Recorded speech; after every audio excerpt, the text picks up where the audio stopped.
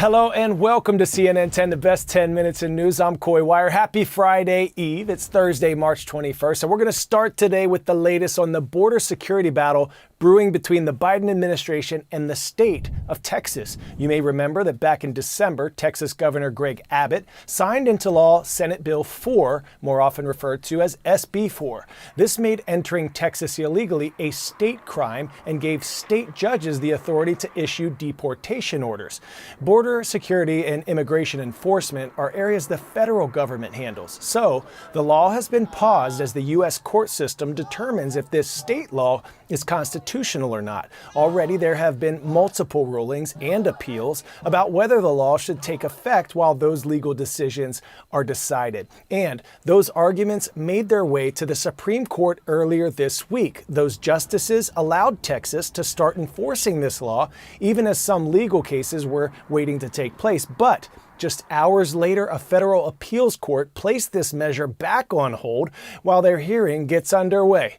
Whew. That's quite the rigmarole. Lengthy, complicated procedure, right? So to simplify things a bit, let's go to our Rosa Flores, who explains more on what both sides are arguing with this measure. And after watching her report, take a minute, consider, discuss. Do you think our immigration laws here in the United States need reconsideration? And what are the pros and cons to this bill?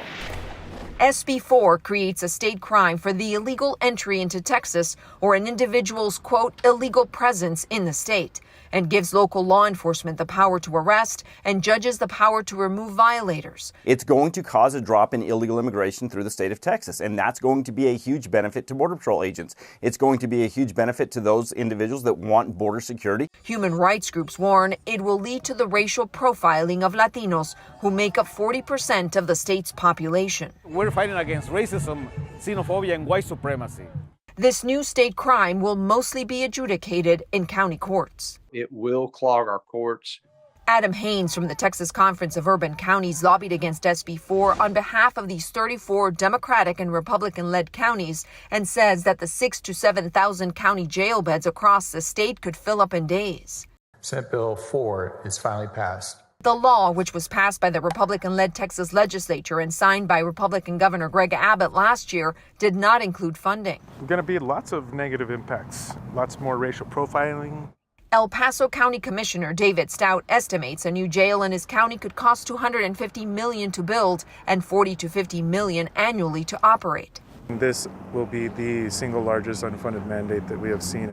Stout led the charge in his county to sue Texas over SB 4 and says he's in talks with the district attorney and local law enforcement about interpreting the law narrowly to lessen its impact on county resources. Are you hoping that local police and the sheriff's office focus on violent crime and not on targeting migrants? I mean, that's, I think, what they typically do. Senate Bill 4. Abbott maintains Texas has constitutional authority to enforce SB 4 and that it will not lead to racial profiling. Officers understand, and that is wrong to profile. All right, let's head to Japan now, which has the fourth largest economy in the world. And the island nation just did something that it hasn't done in 17 years, raised interest rates. According to the Bank of Japan, the short-term rates will now increase from minus 0.1% to around 0 to 0.1%. This move will shift away from the country's negative interest rate policy, which was initiated years ago to help stimulate a struggling economy. With more on this move and the future of Japan's economy, let's turn now to our Hanako Montgomery, who's in Tokyo. A bit of background as to why Japan has finally ended negative interest rates. There are really two key components. The first, we're finally seeing inflation. The second, wages are finally going up. So right now, the rate of inflation in Japan is hovering at about 2% for its core consumer prices. That includes everything besides food and fuel. Now, 2% is that magic number you want to see that indicates the economy is healthy and growing in the right direction. This is historic for Japan, which has seen years and years of deflation. So at the same time, we are also seeing wages increase significantly. On Friday, Rengo, Japan's largest labor union, comprised of the country's biggest companies agreed to raise wages by 5.28%, the largest pay hike in 33 years. Now, this is historic for Japanese workers in the country because they haven't seen their wages increase that much in comparison to the United States, the UK, Germany, other OECD countries, for example. It's seen a lot of stagnant growth. Now, these two key components are what indicated to the Bank of Japan Governor Kazuo Ueda that it was finally time to end negative interest rates, which will now set the economic agenda for the months to come in Japan. Now, in terms of a stronger yen, though we did see the price of the yen fall today, experts did tell me that we might see a stronger yen in the months to come, riding on the back of higher interest rates. Now, if we do see that, it would mean input prices do go down. Now, this is hugely significant for the country because Japan is a resource-poor nation.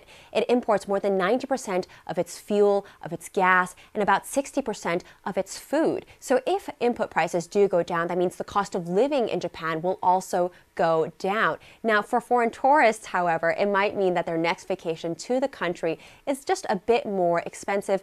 But again, this is a gradual change that we might be seeing many, many months in the future.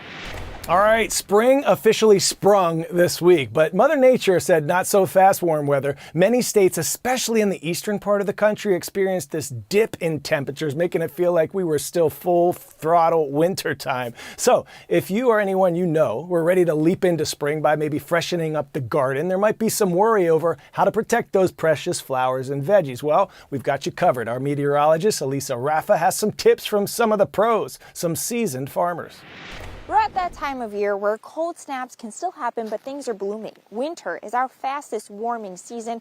Spring winds up springing sooner. So that means that growing season in some places is as much as 2 to 4 weeks longer. So you might have to protect those plants in the cold, just like these farmers. We're at a strawberry farm where you can see the farmers here have covered these strawberries with row covers to keep those strawberries protected from frost forming on their leaves, and the blankets also help trap some of that heat. Now, while you might not have acres and acres of strawberry farms at home, you can still use some of the same practices to protect your own plants. You can use things like bed sheets, blankets, burlap, and cheesecloth, all to protect your own flowers and vegetables in your own garden.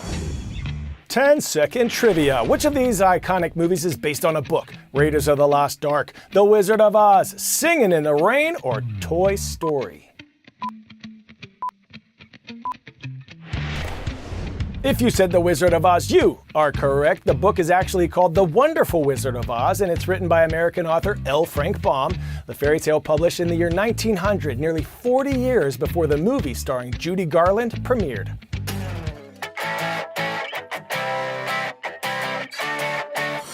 Toto, we are not in Kansas anymore. Today's story, getting a 10 out of 10, takes us to Minnesota, where FBI agents closed the loop on a stolen collector's item that was from the set of MGM's iconic 1939 movie, The Wizard of Oz. Remember those ruby red slippers that Dorothy clicks 3 times? Well, those shimmery shoes were swiped from their home, the Judy Garland Museum in Grand Rapids, all the way back in 2005. The U.S. District Attorney's Office of North Dakota says they were finally recovered during a sting operation in 2018, but the item's owner, collector Michael Shaw, wasn't reunited with the shoes until now. When Shaw finally saw the shoes, he compared it to a reunion with a long-lost friend. They're one of only 4 pairs known to be left from the historic film set, and the North Dakota DA estimates these slippers are worth around $3.5 million.